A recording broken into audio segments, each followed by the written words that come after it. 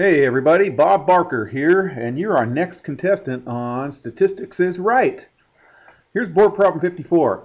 If the probability of A is 0.25 and B is 0.34, what's the probability of A union B given that they are independent? Okay, I would be super shocked if you did not have one of these on your AP exam. Okay, there's the answers. Remember that formula? The probability of A union B is A plus B minus their intersection, and their intersection is the product of those guys. Okay, so just plug them in right there. And that's what you get. Hopefully you remember that formula.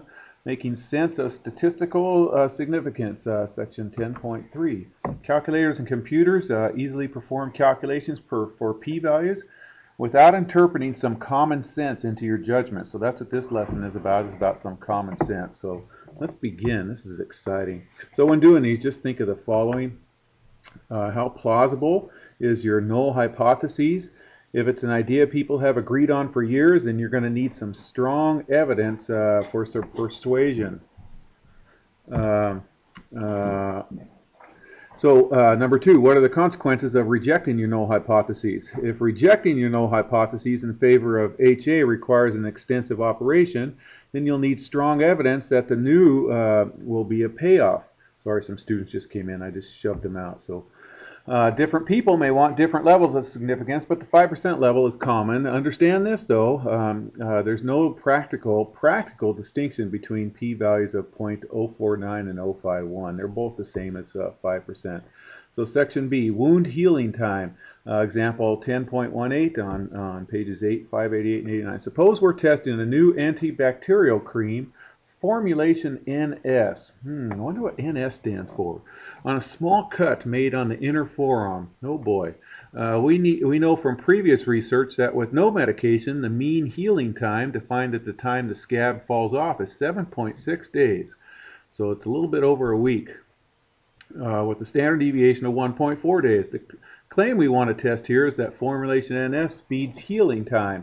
So we're going to use a 5% significance level, and so the procedure, we're going to cut 25 volunteer college students. Can you imagine I want to volunteer to get cut. Actually, they probably got paid a little bit. And apply the formulation NS to the wound. The mean healing time for these subjects they found is 7.1. So this is my sample means, and then this is my N, 25. So we'll assume that the standard deviation is 1.4 days.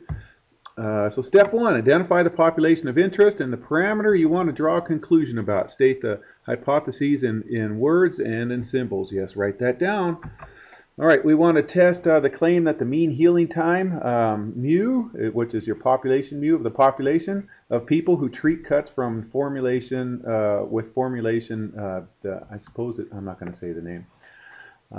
Okay, so your null hypotheses is there's no change. It equals that 7.6. And then your alternative hypotheses, they are suspecting it's going to be less than 7.6, okay? And you want to impress your AP reader, so try to, explain what these mean. Don't just write this stuff over here. Explain what they mean, okay? And so step two, choose the appropriate inference procedure. It's going to be a Z procedure. I know that because they gave me the standard deviation. And verify for the conditions for using the selected procedure. Okay, we're told that there are 25 subjects participating are volunteers. So they certainly are not a true simple random sample from the population of interest because they're volunteers, you guys. So it's not people at random. As a result, we may not be able to generalize our conclusion about the formulation NS to the larger population. Okay, just trying to impress our readers. Also, we don't know that the population of wound healing time with formulation NS would be normally distributed. But based on the sample size of 25, that's large enough that the distribution will be approximately normal, provided that the population is not severely not normal or severely non-normal. Yeah. So you would write here, I will proceed with caution, or we will proceed with caution. That says to the reader, and you almost say that on every single one, you guys. Try and say some of this stuff up here, recognize, that it's probably not you don't know if it's normal, so you're going to proceed with caution and state why you might not know it's normal.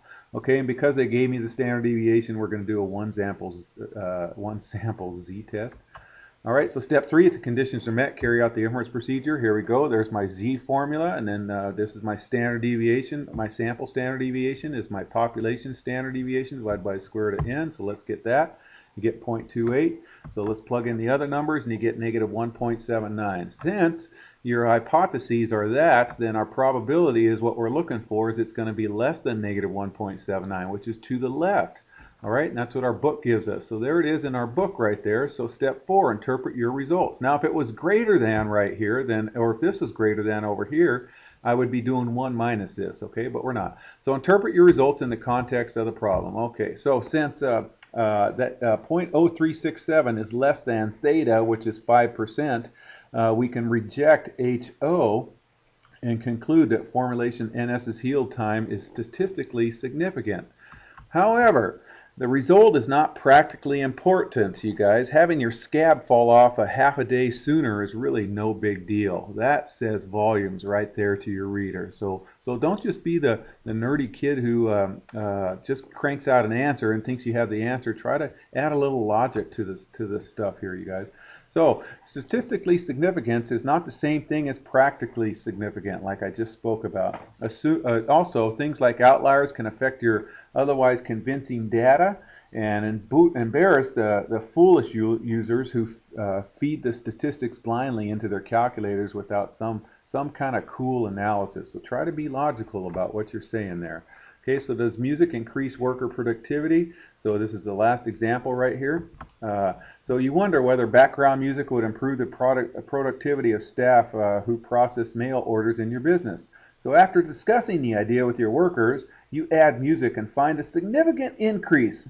You should not be impressed. The reason is because they know they're being tested, you guys. Almost any change in the work environment together with the knowledge that a study is underway will produce a short-term productivity increase. This is called the Hawthorne Effect. You don't need to know that. Named after the Western Electric manufacturing plant when it was first noted. Okay, so the significance test correctly informs you that an increase has occurred that is larger than would often arise by chance alone, but it does not tell you what the other chance caused the increase. The most plausible explanation is that workers changed their behavior when they knew that they were being studied. Okay, so there's just a little bit more logic on that.